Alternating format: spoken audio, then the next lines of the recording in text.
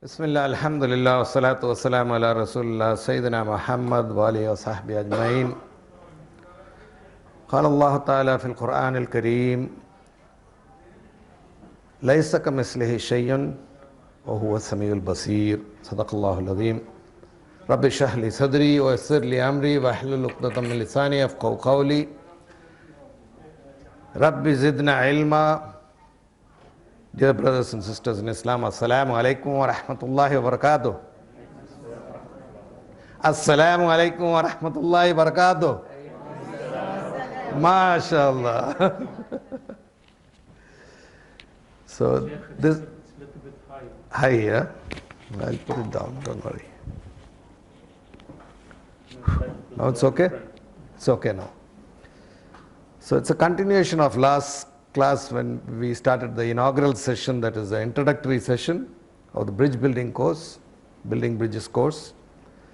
Building bridges course, as I introduced, those who didn't come in the last class missed the introductory lecture. I cannot repeat it again.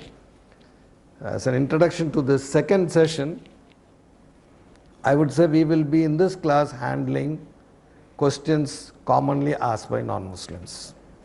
And we will try to answer 2 or 3 questions in each class, in each session.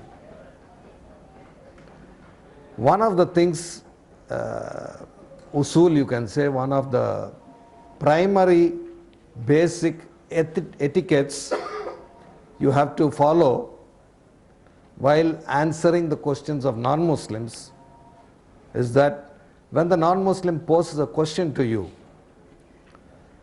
first you thank him. What do? Thank him. Say, thank you very much for asking me a question in my religion or in Islam. I really appreciate your question. And please feel free to ask any type of question. Please do not feel shy or embarrassed. In no way we will be hurt or we will be offended. If you say this to them, you will be bridging the gap between you and the non-Muslim. They will feel more at home with you. They will feel more of a family with you. They will become closer to you. They will feel more comfortable in your company. If you don't mention that, they will be treating you as a stranger. They will not be accommodative. So these are a few tips you have to follow while handling questions from non-Muslims. But today we will inshallah deal with 3 basic questions on Allah, which the non-Muslims normally ask. The non-Muslims from the West as well as from the East. Right? So let's begin. This is the outline we showed you yesterday. The last week. We gave the introductory lecture last time. Today we will handle some questions about Allah. And in the following classes we will be talking about the glorious Quran, questions on the glorious Quran the non-Muslims pose. Then questions on the prophets, questions on about Muhammad Sallallahu Alaihi Wasallam. Then gender issues, that is women in Islam.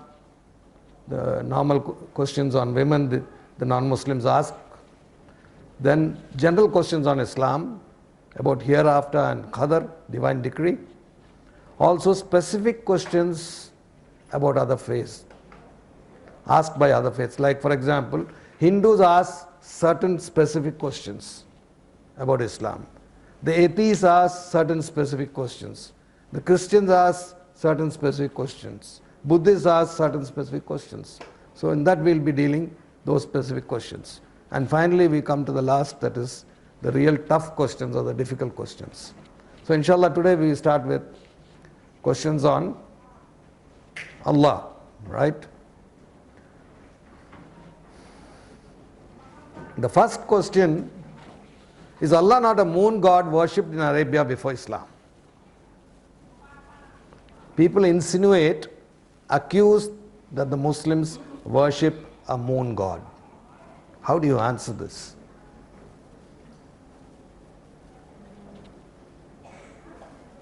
If suppose a non-Muslim, maybe a colleague or friend or whatever, asks you this question, what reply would you give?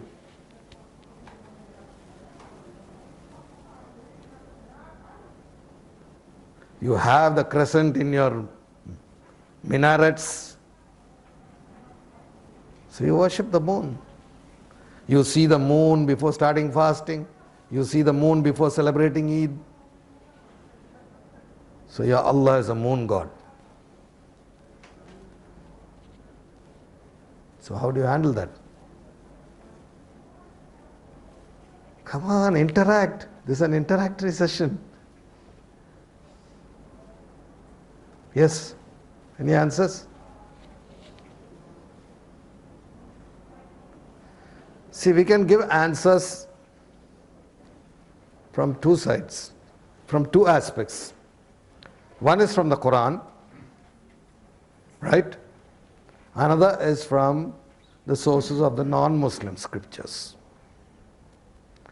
And third is the quotes of non-Muslim writers, thinkers, philosophers, critics. For example, if I say something great about Islam, it's not a big deal because I am a Muslim, right? It's not a big deal. Naturally, I will praise Islam. I will support Islam, right? It's not a big deal.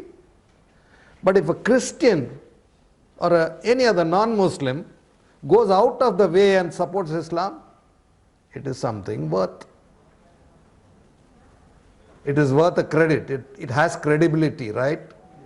Yes. It has more credibility. So we will analyze this question in three ways. One is, we will give answers from the Quran.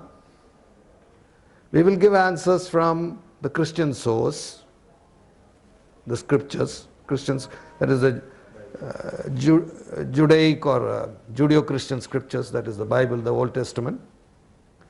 And then we will give answers from a non-Muslim thinkers and philosophers and writers, refuting this question that Allah is not a moon god. Did you understand so far what I said? We will refute it in three ways. One from the Quran, one from other scriptures, and third from the quotes of non-Muslim thinkers or writers. Right? So let's begin. The best way to refute this is the four-line definition in the Quran, which we call the touchstone of theology. You know what is a touchstone? You go to the gold souk to buy zahab, or you want to sell the zahab. How does he test it? Whether it's 24 carat or 18 carat? Rock, the Huh? black rock. That is the touchstone. So you check. Surah Al-Ikhlas is the touchstone of theology. You want to check whether anything is God, apply Surah Al-Ikhlas. If somebody claims I am God, apply Surah Al-Ikhlas. If he fails by this test, he is not God. So it clearly says that Allah is Ahad, one and only, not only one, one and only, unique. Right? Allah is Samad, Samad, eternal, absolute and eternal. Then he begets not, no, he is begotten. He doesn't have any parents or ancestors or anything, nor does he have children. And there is none like unto him. So if somebody says a moon god, moon can be seen. Anything that can be seen or comprehended in the human mind is not God. Cannot be God. Anything that you can perceive, that you can see, is not God. Can the moon be seen or not? Yes. How can it be God? Ibrahim alayhi salam, when the sun rose, he thought it was it was God, Ilah, right? When it set, he said, no, no, no, this cannot be God. When the moon rose, he said, maybe this is, yeah. And then when the day came, the sun shone bright and the moon disappeared. He said, it cannot be. So anything that you can see cannot be God. This is number one. Number two, there's another ayah which I just quoted in the beginning of the talk, if you have noticed. لَيْسَ كَمِثْلِهِ الشَّيْء شَيْءٌ وَهُوَ السَّمِيعُ الْبَصِيرُ. There is nothing like unto him. Anything, if you can compare with him, that is not God.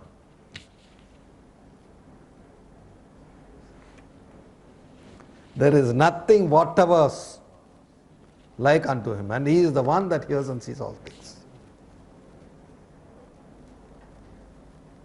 The moment you say God can be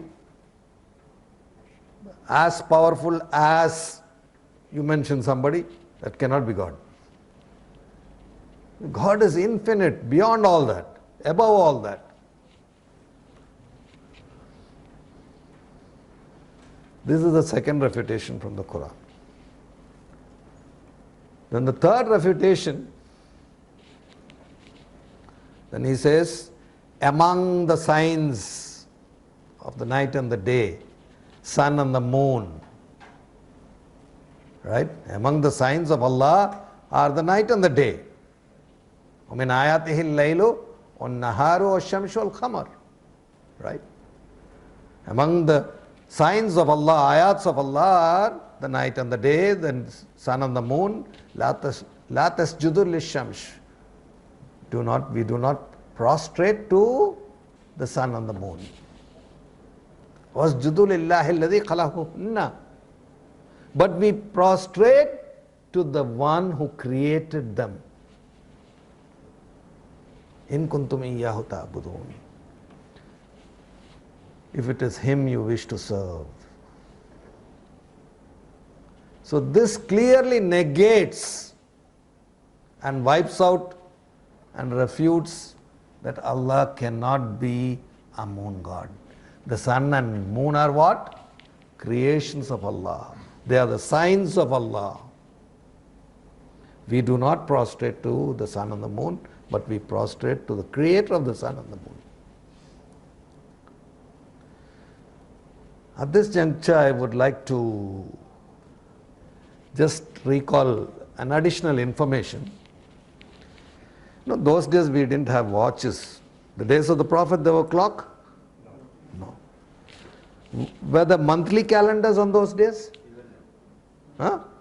No. See, we hang monthly calendars on the wall, right? And we hang a clock also. The clock is used for watching what time of the day, 24-hour day, right? The calendar is used for what? The day of the month, the days of the month. Two things. Allah has created sun and the moon as two natural calendar and clock. Those days when there was no clock, the sun was a clock. From the shadow from the sun, they could say what time it was approximately, whether it is mid-noon, whether it is afternoon, whether it is nearing sunset, or whether it is morning, whatever it is. There was no watches on those days. The sun was the natural clock. And to calculate the months of the days of the months, the moon was the calendar. When the moon is full moon, it's the mid of the month. When the moon is new moon, it's the starting of the month. When the moon is waning moon, disappearing moon, it is going to be the end of the month. So Allah set up a natural clock, a natural calendar in the sky. Subhanallah. Surah Rahman describes it in a beautiful fashion. And then he says, I set up a balance between them. Or wada al mizan, he says. Beautiful ayah. So the sun and the moon are creations of Allah. They are the natural clock and natural calendar which you hang in the wall of your home. To see the daily timings, you have the sun. To see the days of the months, you have the moon. So they can never ever be the creator. They are the creations of God. So this ayah very clearly refutes that.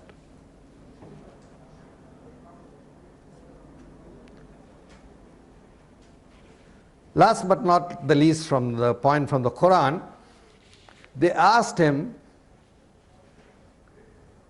about concerning the new moon. Ahilla.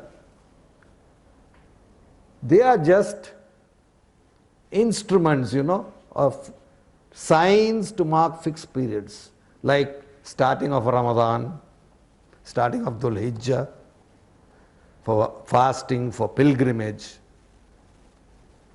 Allah has provided all the creations for the servitude of man,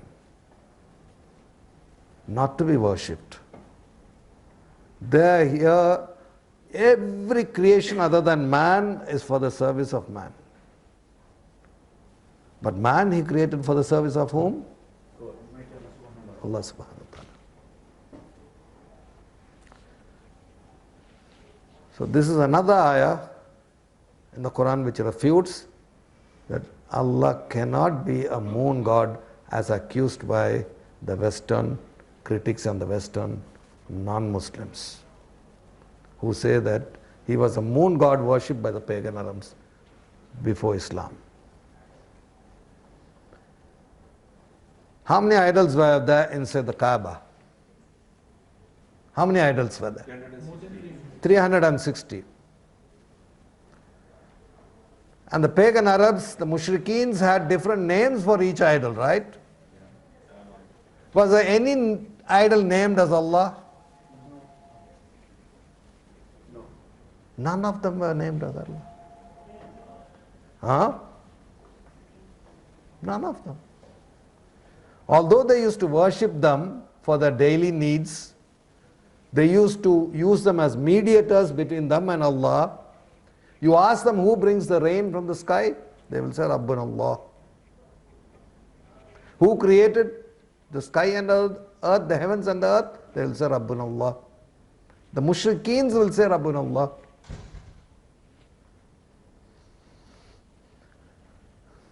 But when it comes to the daily needs, they go and commit shirk. So as I said, I presented to you 4 ayahs of the Quran to refute the common question that Allah is not a moon god, right? The second aspect, I'm going to give you proofs from the Christian source. This is the first book of the Old Testament, the book of Genesis. This is the Arabic Bible. By the way, there are more than 16 million Arabic Coptic Christians in the Middle East. Are you aware of that? There are more than 16 million Arabic Coptic Christians living in the Middle East amongst us. They have been, for generations, Arabs. Their mother tongue is Arabic. In Egypt, in Syria, in Lebanon, in Jordan, in many countries in the Middle East. They have masses in their churches, in their kanisas, in Arabic. And they use the Arabic Bible. And in their Arabic Bible, the word used for God is Allah. So it is the God of the Christians, the Jews and the Muslims. It's not a moon god, as they accuse. No Christian will, no knowledgeable Christians, I would say, who, especially the Arab Christians, will say that Allah is a moon god. No. The Arab Christians will never say that because they know it. The very first paragraph itself, 5 times it's mentioned the word for God in Arabic as Allah. This is the very first page of the Old Testament, book of Genesis. One question, sir. Yes, What about in English Genesis? What does it translate? it is there, no? No, this one is written in Arabic, Allah, as we know. What about in English Genesis? What they write? English. The English version. The word is Genesis in English. No. Instead of Allah in Arabic, Instead of They put God. they put God. God. they don't say like son of God. No. They put God. They say God.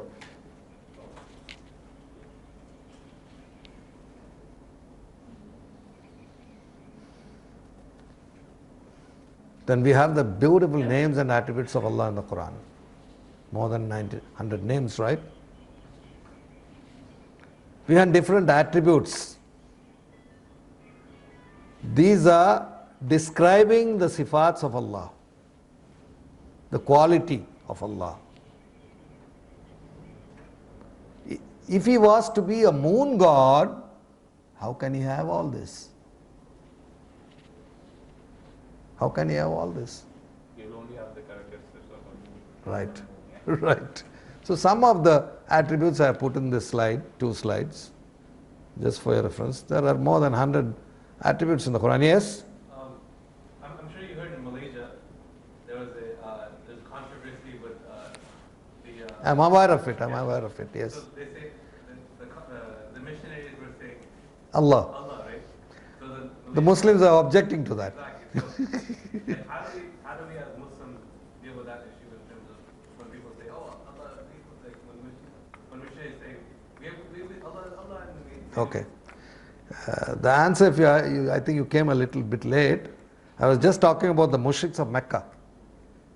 Even if you ask them who brings down the rain from the sky, they'll say Rabbana Allah. So they also believed in Allah. But apart from that, they associated partners. They committed shirk. They used to worship the idols. But they had the belief in Allah. The Christians of today is in the same boat. They believe in the Father, whom they call Allah. Inshallah, I'll play a video clip of Anish Sharosh. It'll be clear to you. Dr. Anish Sharosh was a Christian missionary, Arab Christian missionary. In that clip, he mentions the word Allah at least 4 or 5 times. Sheikh, how this moon things, Crescent started putting them in the mosque? That let us keep it aside. That is a historical thing. That is only a symbol. It started in the Ottoman Empire. But why is still going until now? It's only a symbol. What if you tell that? I mean, the Christian will say our cross is a symbol also. Yeah, but you believe that Jesus was crucified on that. We don't believe that. We don't believe that. And you hang it in your neck. We don't hang it in our neck. Sheikh Hameed, we have link to moon, we follow the lunar calendar. Yeah. This is the link. Yeah, I told you that, no? Moon is used as a sign for a calendar. Yeah, but we shouldn't take it as a symbol of having it on the top of the mosque. No? It's only a symbol. We don't worship that. Do we worship the moon? No, we No, don't. we don't. They worship the cross. Don't they worship the There are cross? certain Christian, they don't. Yeah, but they mediate Jesus. That's only a small faction. But the bulk of Christendom, they worship the cross. They consider it sacred. They hang it in the necks, in the chains, in the cars. We don't do that. There's a distinct difference. The first book of Genesis, the very first page I am showing you, if you note it with a little care, the word Allah is there. I've blown it up. I'll show you from where. See here. This is the original Scofield version. And it says Elohim, sometimes El or Elah, is a name of a deity, is a uniplural one, and Allah, to swear, to bind one, uniplurality implied in the name. So it is the name of God, it is there in the Bible. But in the latest versions, they removed the word Allah and they replaced it with God. So this is a good, strong evidence. Strong evidence to show them. Even the Arabic Bible is a strong evidence. So I said I'm using the Christian sources to give you evidences.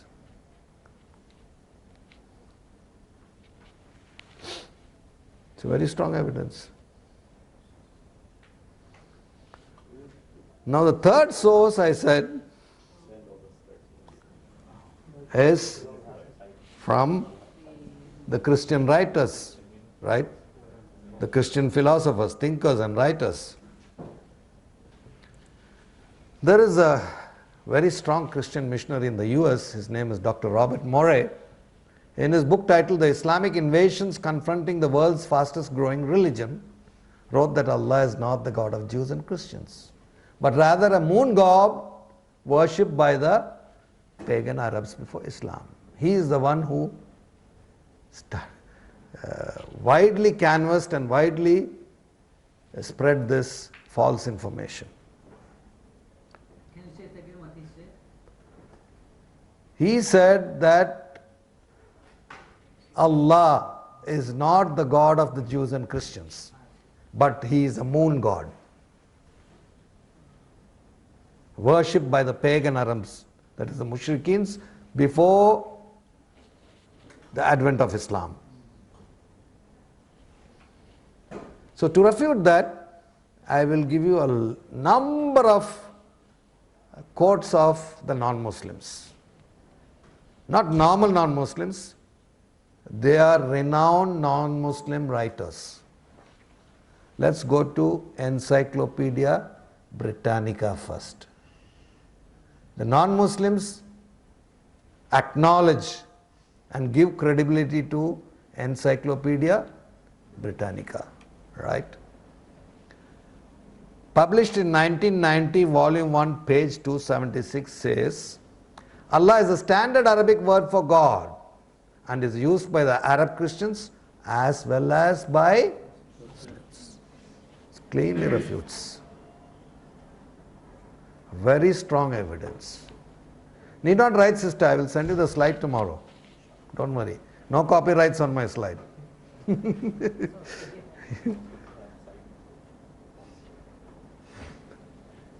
H.A.R. Gibb, Oxford University Press, he wrote a book on Mohammedanism. In his book published in 1969 by Oxford University Press, he has mentioned about this word Allah on page 7, 37 and 38 of his book. And he says, both Muhammad and his opponents believed in the existence of a supreme God, Allah. Not only the followers of Muhammad, but his opponents. Who are his opponents? The Jews and Christians. This is another evidence. Islam by Alfred Guillaume, Penguin Publishers, 1956, page 7 says, in Arabia, Allah was known from Christian and Jewish sources as the one God, and there can be no doubt whatever that He was known to the pagan Arabs of Mecca as the supreme being.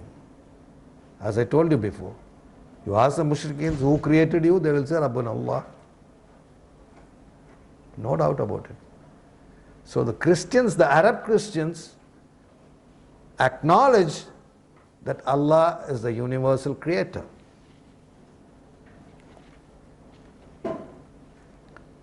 Then in the book Islam, Beliefs and Observances by C. Safarah, Barron's Educational Series, 4th edition, page 28 says, the God who was called as El by the Babylonians or El by the children of Israel or the Israelites was called Ilah or Al-Ilah, and eventually Allah in Arabia. It all means the same. El in Hebrew, Eloha, Elohim, Allah is the equivalent in Arabic. Elohim is the plural of respect. I'll give you some more evidences from the non-Muslim sources. Caesar Farah further says on page 31 of the same book, before Islam, the pagans had already believed that Allah is the supreme deity, and he was never one of the 360 idols they worshipped. See, very clear. It was none of those 360 idols in the Kaaba. No, none of them were named as Allah. They all believe that Allah is the supreme being, the universal creator. Then, Muhammad, Prophet and Statesman, a book written by William Montgomery Watt, published by Oxford University Press, 1964, page 26, says, the Arabic word Allah is similar to the Greek term Hotheos, which we know is the way God is referred to in the New Testament. The New Testament, the so-called original, what they have, the Christian sources, what they have, the so-called original is in Greek. Yes, brother. What's the difference between Old Testament and New Testament? Okay, a good question. But although it is out of topic, I can give you a brief answer. Old Testament gives the life of the prophets before Sayyidina Isa alayhi salam, that is Jesus Christ, peace be upon him. And the New Testament starts with Zechariah and Yahya alayhi salam, and Sayyidina Isa alayhi salam, his life, and then his disciples and his followers and everything. That is the New Testament. So the Bible is divided into two parts, Old and New. Yeah, the Old Testament is believed by the Jews. Yeah. The Torah. The New Testament is the.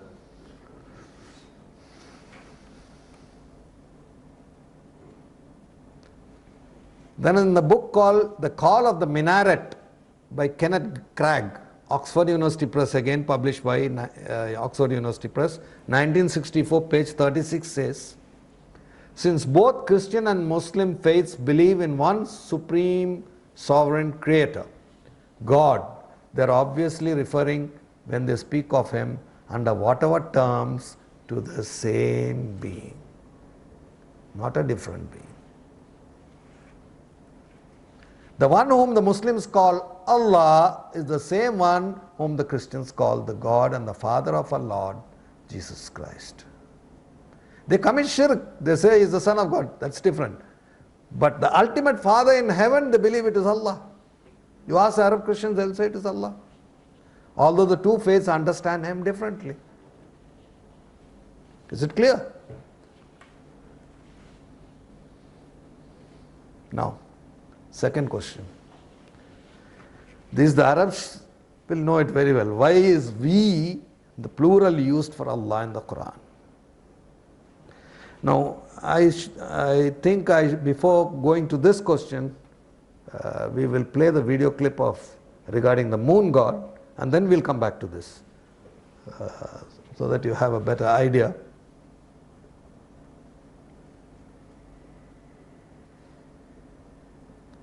There are two video clips on the moon god, one by brother Yusuf Estes. Everybody knows who is Yusuf Estes. And another one is by the Arab Christian missionary Anish Sharos, where he mentions the word Allah in the clip.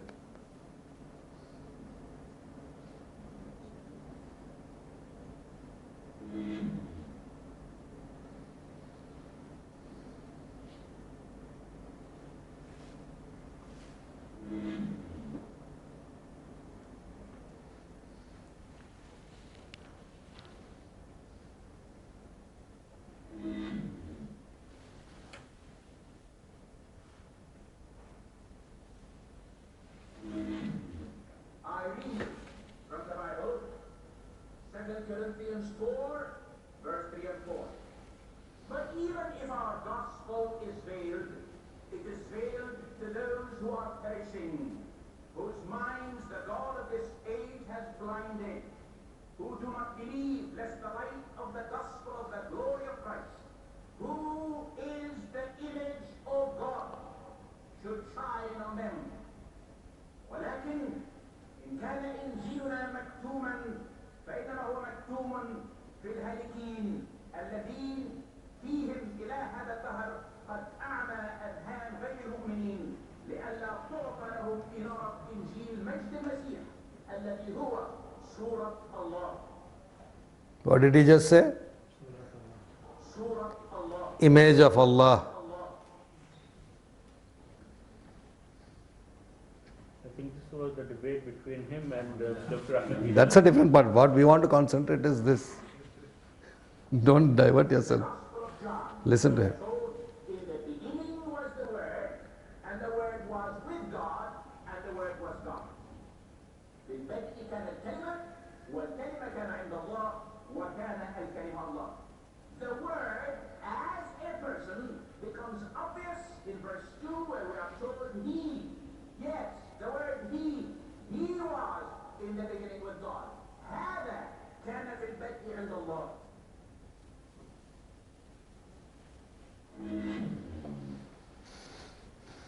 So the moon god myth has been crushed by the Christian missionary himself.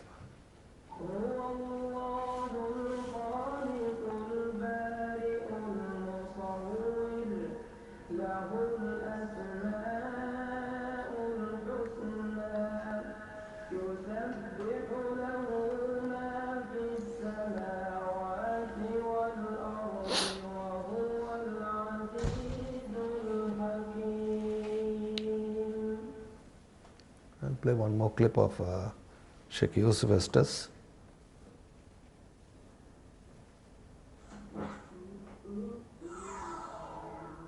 Have to say this. Thank God of Abraham in the male. I'm Yusuf Estes. And got some good stuff here today. I want to look at this. Now, Muslim asks, why is it that Muslims claim Islam. the only worship God? The God, the same God of Abraham and the same God of Jesus. Peace be upon him. And yet, at the same time, they're actually worshiping a moon god in a black box in the desert. Moon god in the black box in the desert. I know a lot of Muslims are watching this right now going, this moon god thing again. What is it with these people? Well, first of all, remember, I have to say this. Thank you for asking me about my religion. Because they have gone to the trouble to come to us. You're always complaining. If the media says this, the media says that, how come we don't get a chance? We've got a chance. Somebody's asking you a legitimate question. Why is it? Okay? Because they have perhaps seen pictures of the Kaaba, especially during the Hajj time, and even in Ramadan time, they'll put it on the regular news and show people going around, there's a black box out there, and it is in the desert. Now you know it, and I know it. So what's going on with that? And as far as the moon god is concerned, you and I both know that on top of many of the massages, the mosques of the world, you see this crescent moon and a star in there. Your question. Question. Maybe they're asking it in a harsh way, but take some time and give them the right answer. Remind them and remind yourself that Muslims can't lie, especially about a religion. And we have the proof. The proof is the evidence authenticated many hundreds of years ago. We know since 1400 years the Quran has never changed. And the hadiths have been verified and authenticated by Imams Muslim and Bukhari and Trinity and Ibn Majid and Abu Dawud and so on and so on. So we know which ones of the hadith are absolutely authentic, which ones have a question mark and so on. So there's no doubt in our mind what was really said. That's the point. So let's remember the truth. Let's look now at what's the evidence for what we're talking about. First of all, let's treat the subject of moon god and get out of the way. There was someone recently, and I'm not even going to mention his name, okay? He wrote a book, the moon god called Allah. It was so full of fabrication and things taken out of context, misquoting even from archaeological finds and putting time dates at the wrong time, trying to say that Muslims worship the moon. This is such a ridiculous thing. And the person said it was ridiculous. I have tried to speak with them, and they will not return our emails or their phone calls anymore, because all we ask them to do is be on the show with us and let's talk about it. You'll have a chance to say whatever you want. No, we won't even edit it. You can say what you like. We will show up. Okay? So let's talk about this. Muslims are forbidden in the Quran. Clearly states in the Quran that we cannot worship the sun or the moon. You have to worship the one who created it. So how in the world can somebody make a statement like that and say, well, there's sun worshippers and moon worshippers? Because people did used to do that. Absolutely they did it. But the Quran forbid it. So how in the world can you twist that around? And as far as where is that crescent and star on the top of these mosques, that was a symbol of the Ottoman Empire. The Ottomans, when they took over, they were running the show for Islam for a period of time, they really used that crescent. And the crescent and the star represent what? Because when we look to the sky, at the end of the months, the lunar months, we're looking to see where's the moon. Because as soon as we see the moon, a new month starts, and we know when it's time to start Ramadan, in Ramadan, our fasting month, and when it's time for us to get ready for the Hajj, which is also in the month of Dhul Hijjah. These are the months. So this is what it represents, nothing more than that. And the star, this is just some emblem that they put up their way. Maybe because they see stars at midnight when you're looking for the moon. Who knows? But the point is, this was an emblem only for that dynasty, that family. Has nothing to do with our beliefs, and it was just an emblem to show which of the mosques were under that authority. Not a mosque, no more than that. What about the box? Let's put that black box in the desert. The gentleman came up to me one time after one of my lectures, and he said, why is it you Muslims worship a black box in the desert? And I've just been talking about how to answer these questions. I asked the Muslims, sit down and listen how I answer the question. So they did. And I said to him, first of all, we understand I have to tell you the truth, and we have the evidence to back up what we say. It's not going to be different from me, and maybe some other scholar will say something totally different. No, it's all the same. We know the same story. The foundation of the place that we're talking about, that foundation was laid there by Abraham himself. And it's the place, according to some of the narrations we have, that Adam put his egg on the ground when Eve asked Allah to forgive him for eating the fruit. That's how old the place is. It's ancient, and it's a place of worship since time immemorial. Abraham used this same place. The descendants of Abraham through Ishmael lived at this very place. This is the place where Abraham left his wife Hagar, or Hajar, as we call her in Arabic, and her son Ismail, or Ishmael, as we call him in English. And you can go there today, if you're Muslim, and you can see this is the place. It's never changed. Even though people used to worship idols and statues and so on there, when Islam came, it reminded them to go back to the real, authentic worship of Abraham. And that's what they were being called to do. The circumambulation, going around it 7 times, and the act of wearing the 2 towels, these are all commemorating the things that Abraham and others did since that time. And also clarifies in the Quran what is correct and what is not correct when it comes to this celebration and this type of festivity of doing the Hajj. He talks about going between the 2 mountains of Safa and Marwa. And this was something done by Hajar or Hagar at the time of being left there and it was by Abraham. All of this commemorates worship of the one true God. And the house or black box there does not mean gods in that place any more than it does in the scripture. If you want to look back to the Old Testament, when it was the prophet David or Suleiman, who was saying, when he raised his hands and looked at the congregation and blessed the people, and he was saying to them that he was consecrating the house of worship, and he was saying that this house, and he said the heavens and the heavens of the earth, and all the heavens cannot contain you, how much less this house built with human hands. Words to that effect. Depends on which translation of the Bible you have, but you can see it for yourself. And this is the same attitude as a Muslim. There is nothing that contains Allah in the universe. The universe itself could not contain Allah. It's much, much remote from the kingdom of Muslim to say that Allah is in the creation permeated in creation or is a part of creation. This is away from our thinking. It's not in our belief system or our aqidah. So understand that we're worshiping here as a focal point, worshiping a God on the place where Adam, Abraham, and all of the prophets that come at one time or another to this place to worship, including even Jesus, including even Muhammad, peace and blessings be upon him. Well, at the conclusion of that little talk, the gentleman who asked me the question stood up and he said, I bear witness there's none to worship except the God of Abraham and Jesus and Muhammad. And I bear witness of Muhammad being the messenger of Allah. Allahu With Akbar. that, he accepted Islam and became one, it was in Canada, and he became one of the strong brothers of Dawah or calling to Islam in his area. The next time I visited, he had a long beard, he was wearing a white robe. And he said, "You MashaAllah. remember me?" I said, "No." He said, "I'm the guy that asked you about the black box." Subhanallah. Until next time, the chief of Estes wishing you peace. You've been watching another box here on the beach show. Jazakallah khair. So now let's go back to our slides. Yes. Why is we plural used for Allah in the Quran? In grammar, we is plural, right?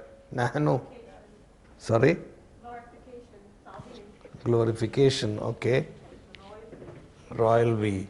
Excellent. Anybody else would like to give a try? Sorry? Gender. We're not talking about gender now, we're talking about plural. We're not talking about gender at all. Why plural? Allah is one, right? Then why we?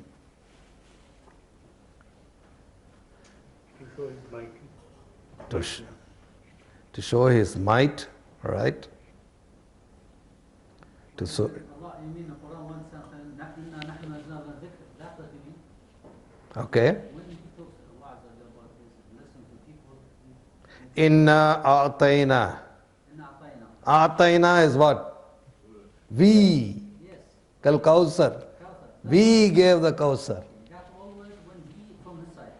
Yes. The talk in Quran goes back to him. Him and sing. Inna anzalna. That's right. Yes. But the other way, when Allah said, فَعْبُدُوا وَحْدًا, the other way, when it comes to worship Him, it's reversed. We never talk in plural of Allah. No, that is for the order. So, Jazakumullah khair, Sheikh. Anybody else like to give a try? Any other answers? Any other contributions? Right. Now there are two types of plural in Semitic language. What is Semitic language? Semitic languages are Hebrew, Aramaic, and Arabic. Aramaic was the language of Sayyidina Isa alayhi salam, Jesus Christ, peace be upon him. Hebrew is the language of Bani Israel, the children of Israel. And Arabic, of course, the Arabs. Right? These three languages are known as Semitic languages. They are written from right to left. In these three languages, there are two types of plural. One is known as the plural of numbers, another is known as the plural of respect, or we call it the royal plural or the majestic plural. Like, for example, the president of a country or the king of a state or a kingdom addresses the public. We made this law. We commanded them. It doesn't mean there are two kings or more president. So when he is showing his power, he uses the royal we. And when he is addressing the public, somebody intervenes his talk. Can you not see I am talking? Does he say, can you not see we are talking? No. The President is addressing, we did this to this kingdom, we did this to the country, we would export so many things. And then a small child walks by. Hey baby, I love you. He doesn't say, we love you. Right? So as I said, there are two types of plural in Semitic language. One is plural of numbers and plural of respect. And a third point is, in the Torah, in the first 5 books of that new Old Testament, which is also known as Pentateuch, the word used for God is Elohim. Elohim is the plural of Eloha in Hebrew, which is Eloha is God. And Elohim doesn't mean more than one God. The Jews know it very well. Now you might ask me a question. The Quran says, what does the Yahud say? Zubair ibn Allah, right? Does the Quran say that or not? It is only a small faction of Jews who believe that Zubair is the son of Allah. Not all Jews believe that. There is a group of Jews that believe that. But majority of the Jews believe in one Allah. Of course, they reject the last prophet and the Masih. So their Aqidah is not complete. Because they reject the last 2 prophets. But the majority of the Jews believe in one Allah. And in their book, in the Torah, Allah is addressed in the royal plural, in the majestic plural. And they don't say it is plural of numbers. No. They believe in one God only. Another point, now we have different kinds of pronouns for Allah in the glorious Quran. We have, you know what is a pronoun? Well, let's revive some grammar now. Yeah. Pronoun are in 3 persons, 3rd person, 2nd person and 1st person. Repeat after me. 3rd person pronoun, 2nd person pronoun. Can you all repeat? 1st person pronoun. 3rd person pronoun is he, she and they. What are they? And they. 2nd person pronoun is what? You. You. 1st person pronoun is I and we. This is in English. Right? Now in Arabic, we have 6 U's. How many? 6 U's. Anta, anti, antum, antuma, antunna. You two. Okay? You all. You two ladies. You lady, you two ladies, you all ladies. So we have 6 plural. 6 2nd person we have in Arabic. Huh? 6 pronouns. 6 pronouns. Okay, sorry. 6 pronouns we have in the 2nd person in Arabic. Right? Whereas in the 1st person we have ana, nahnu. I and we. Is it clear now? So far? Good.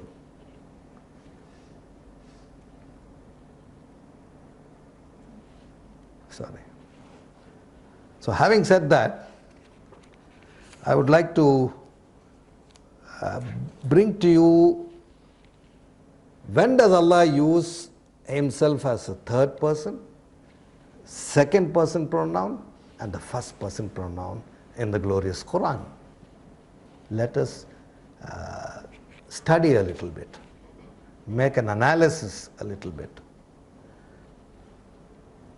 You know when he uses the third person pronoun, huwa? What are the third person pronoun? He, she and they. In the third person pronoun, he uses singular. Allah always uses singular. He uses huwa when he distances himself from his creation. When he's formal, when he addresses formally, he makes tab'eed. In Arabic you say tab'eed, right? Ba'eed is going far away. That is when he uses huwa. Huwa al-Khaliq, huwa al-Bari. Go on. Huwa al-Ghafur al-Rahim. Huwa al-Sami al-Basir. It goes on. When he tells about his attributes, he is far away from the creation. When does Allah use the second person pronoun in the Quran? You, anta. Singular, second person pronoun. When the slave of Allah addresses him, Antal ghani nahnu fuqara. Innaka anta tawwabur rahim. Right? Anta maulana fansurna alal qawmil kafirin. When the slave addresses Allah, second person singular pronoun is used, you. So in the third person pronoun and in the second person pronoun, singular is used, not plural. Only in the first person pronoun, both singular and plural are used. Ana and nahnu. If in reality, Allah was, naudhu billah, was plural, it has to be used in all the three person pronouns. Am I with you? Did you get me what I said?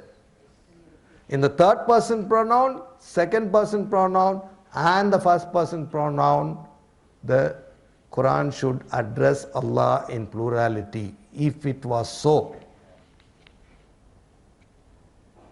But nahnu is used only in the first person pronoun. Another point I would like to add is,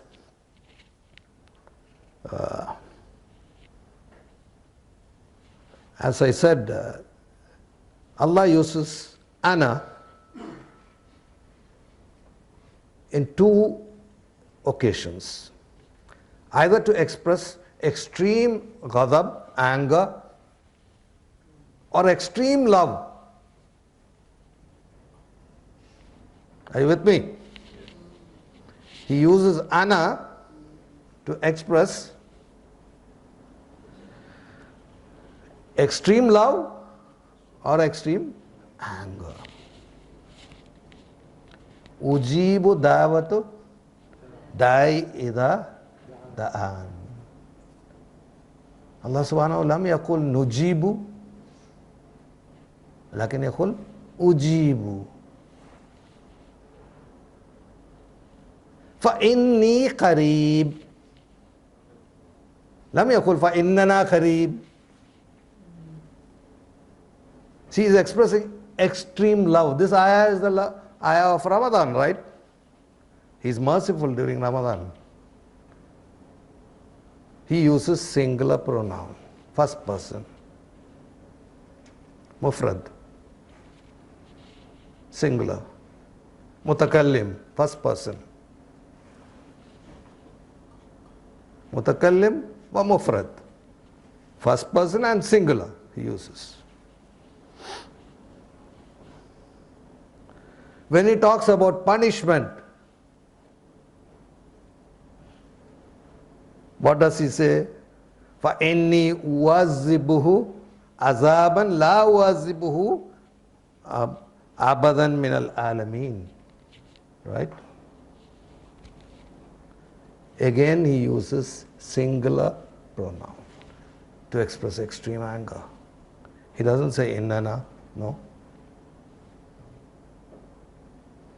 These are minute aspects which you go a little, which you analyze deeply, we can very clearly refute that nahnu, we, is used only for majesty and not for plural of numbers.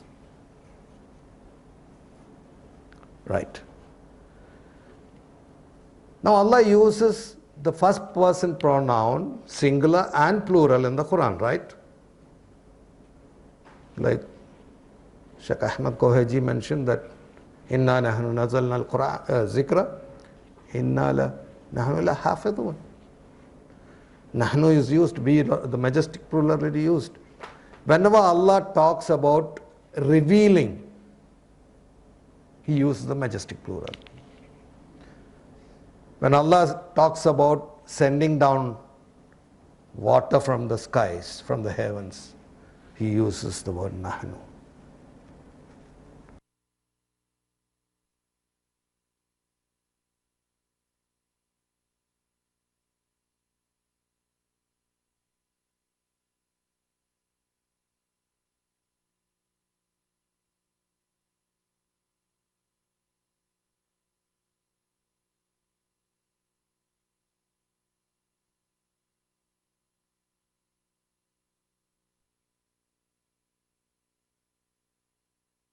Wherever you see the word, the royal plural nahnu is used in the Quran,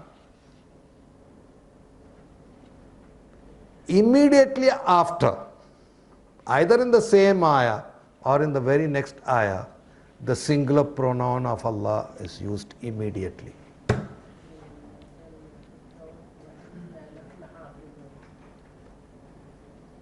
That is to refute that and to maintain the Tawheed of Allah.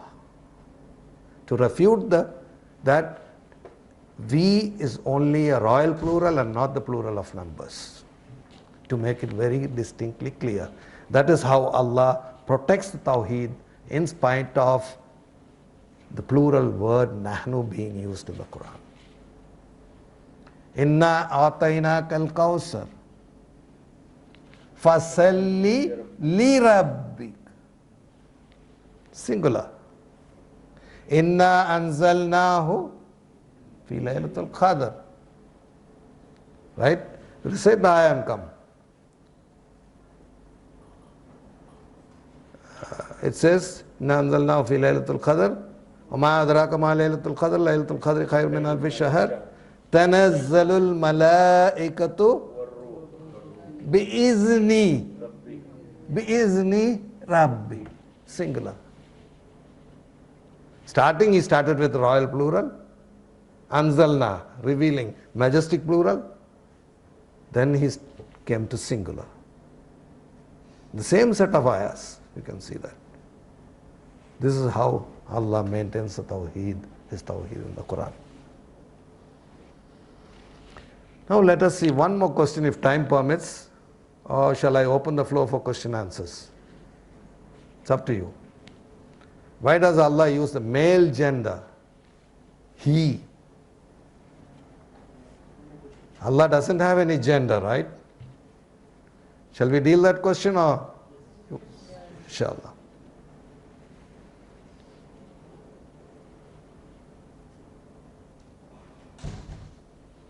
This we saw it already.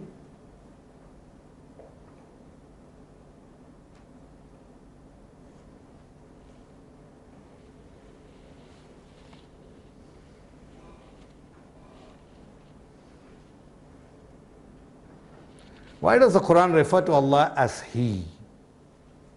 Although Allah does not have any gender, He is free from gender, right? Anybody would like to give an attempt to this question? A non-Muslim asks you, why is Allah mentioned as Huwa, He, in the Quran? What else to mention? What else is there? MashaAllah, you're putting a rhetoric question. What else to mention? What answer would you give him?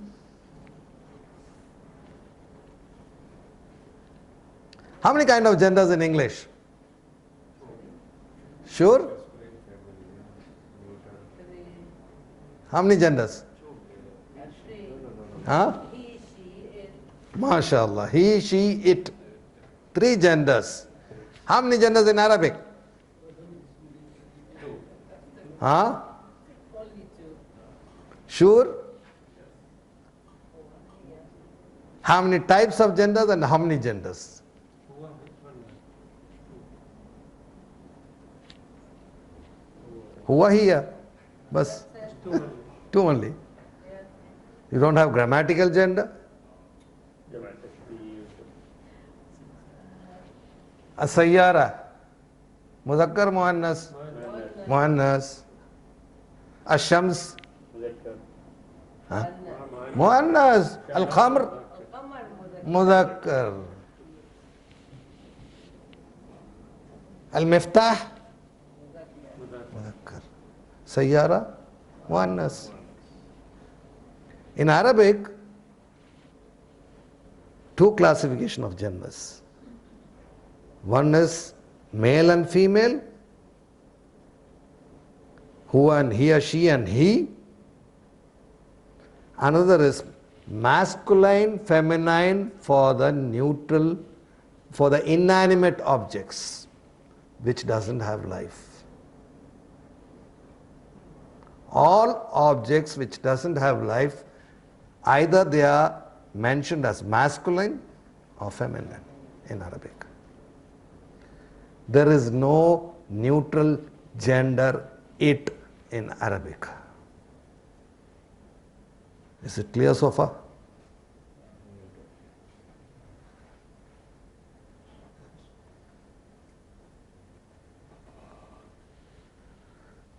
This is in English.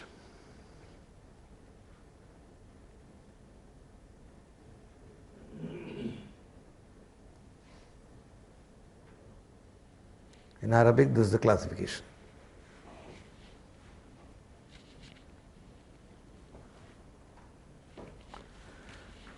Now coming back to the point, like we said, shajara, tree, is muannas, right? So coming back to the point, why is Allah mentioned as a masculine gender? The only wise answer you can give is, if there is an object which cannot be specified for any reason as a feminine gender, listen to me carefully. By default, it comes under grammatical masculine gender in Arabic.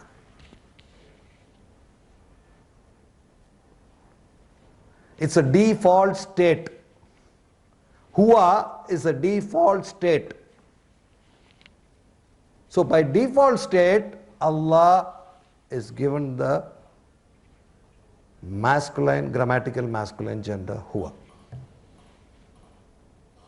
Is it clear or you want me to repeat? It would be better if you repeat. Yeah. Masculine gender, the grammatical masculine gender is the default state in the Quran. Unless there is a specific reason to use the feminine form, if there is no specific reason to use the feminine form, then by default state, that is a masculine. Is it clear? Even the pagan Arabs, the mushrikeens of Mecca knew it very well. They didn't refute why Allah is addressed as who and not any other word.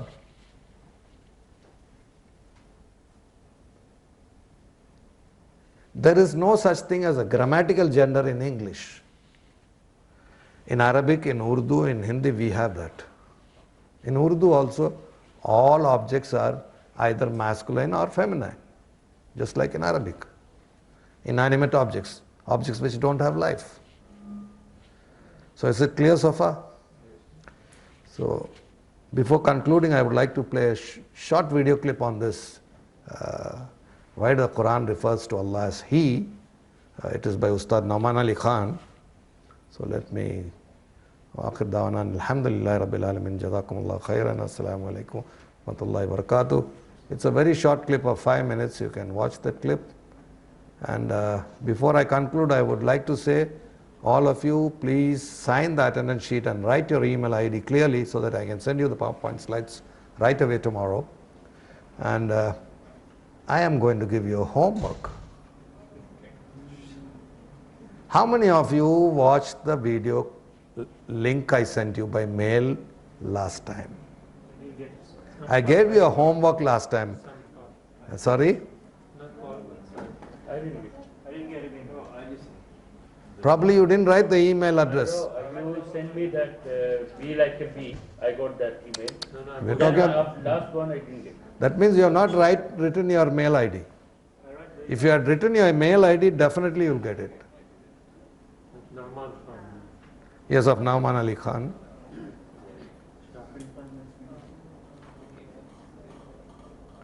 Please watch this video. Do not forget to sign the attendance with email ID.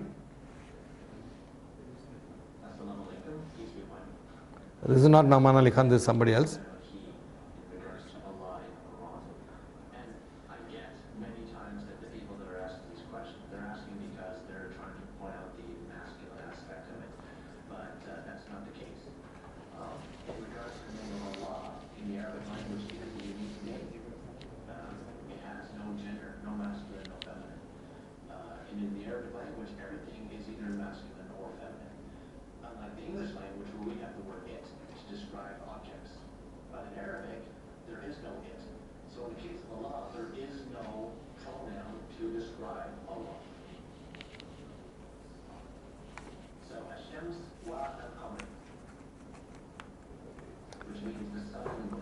There's a problem in this Arabic.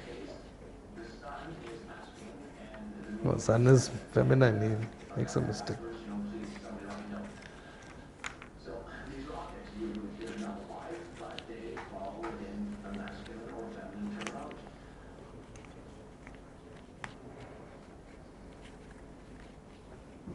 One thing that has come up many times in this topic is that people just make the assumption that Muslims have the same belief in regards to Christianity, in which the Bible says that God created us in His own image, which is not the case in Islam. In Islam, anything that you can think or comprehend is not God. So, in our limited way to describe Allah from a pronoun perspective, we use He, which is a plural of respect. Again, it has no masculine or feminine. There's no gender. So it's not, a way to surpass women by using the word He. But in regards to Allah, it's always done this way because of the limitations in the language. There is no pronoun to describe Allah. So I hope that answered the question, and may Allah forgive me for any mistakes I made. Assalamu alaikum. Peace be upon you. One more. Why is reused? The Quran referred to Allah. Is he non-Muslim or Muslim? No, he's a Muslim. Oh, Muslim. This is by Nauman Ali Khan. He describes it very nicely.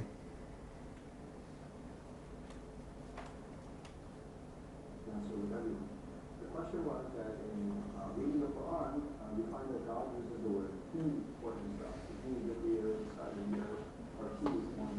And the word He is not just male. So how can we use a male word for God even though Allah is beyond that? So that was a pretty cool Explain.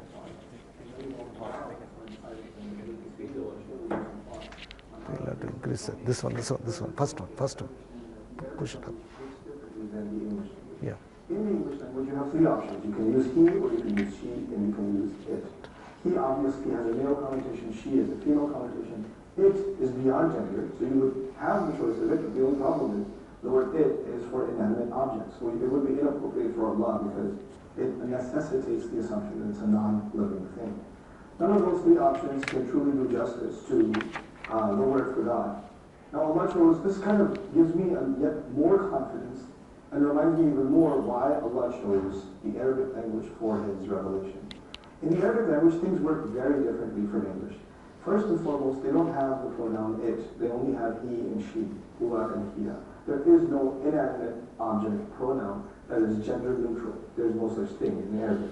The second thing to note is that in Arabic, grammatically speaking, the word he, huwa, serves two functions. Now please pay attention to this part because it gets a little tricky. It serves two functions. It serves the function of male, and it also serves the function of masculine. And actually, before it even serves the function of male, its primary purpose is to communicate the masculine. So the Arabs make a distinction in their grammar between masculine and male. This is actually not that different from Spanish. When you have el libro and la biblioteca, they take inanimate objects even and they give them a gender. The book is masculine and the library is feminine, right? So in the Arabic language, the word huwa can be used for things that have gender and things that don't have gender. And to them, masculine is not actually about a biological gender, it's a grammatical concept. Okay? So a boy is actually a male, but a tree is actually it's an it. In the Arabic, shajara is feminine. That doesn't mean a tree is a female, but to them the tree is feminine. Similarly, the sun to them is feminine. Shams is feminine to them. Not because the sun is biologically a female. So masculine and feminine are different from male and female. Now the question assumes, because the English language, it uses the word he for males, that the Arabic equivalent huwa must also be used for males. It's just not the case.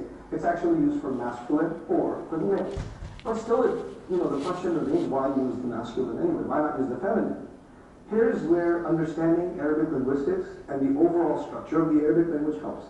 As an overview, the Arabic language as a construct has certain principles that dictate how the whole language is organized. And one of those guiding principles is that the masculine is the default. In other words, unless, kind of like the law of inertia, a body will remain stationary until a force moves it, it's kind of like that where you have like, a word will remain masculine until there's a reason to consider it feminine.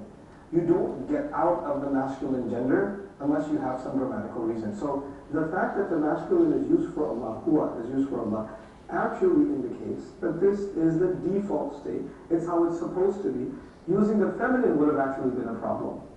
That would have been leaving the natural default state, the truly neutral state in Arabic, and going to the unneutral state, which is the feminine form in the Arabic language. So the problem does not exist at all in Arabic, and it exists certainly in the English language, which is why since its inception, since the beginning of the Quran, nobody actually attributed masculinity to Allah, even among the pagan Arabs.